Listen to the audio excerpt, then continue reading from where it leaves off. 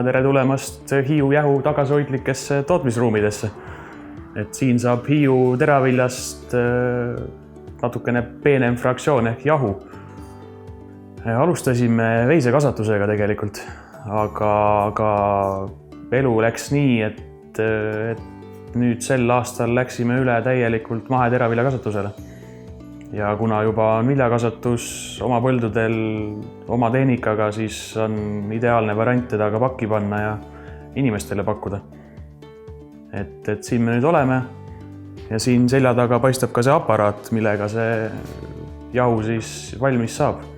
Kasvatame kõiki põhilisi kultuure, ehk alates rukkist ja nisust, kuni siis tänavu katsetame ka tatart,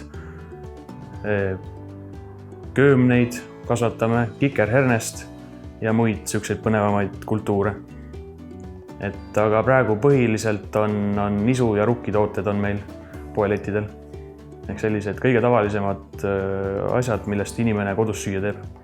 Ehk alates siis pannkoogist, siis kõike saab paneerida mannadega, kilu paneerida, kotlette paneerida ja siis hommikupudrud ja nii edasi. Et kõike saab meie hiiumaistest mahejahudest teha.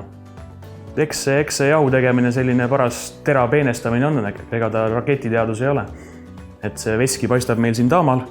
Et tegelikult ongi selline väikene versioon pukktuulikust.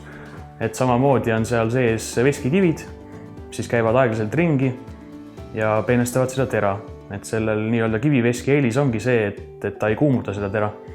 Et kõik see tervis ja hea jääb sinna tera sisse ja jahu sisse alles. Et ülevalt kolust jookseb vili peale ja seal ümmargus osa sees ongi siis veskikivid, mis teda peenestavad. Ja siis see jahu nii-öelda jookseb siit läbi sõelade, kus saab erinevaid fraktsioone, alates siis püülist ehk sellisest tavalisest valgest jahust, lõpetades siis mannaga ja lõpus tuleb klii välja. Et saab ühest veskist kõik erinevaid fraktsioone. Ja kogu tera läheb täielikult kasutusse, et nii-öelda üle midagi ei jää. Rohelist märki kannavad kõik meie tooted, sest meie tooted ongi kõik alates külvist, on nad kasvanud Hiiumaa põldudel, Hiiumaa mullas ja koristatud siin, jahvatatud siin ja pakki pandud siin.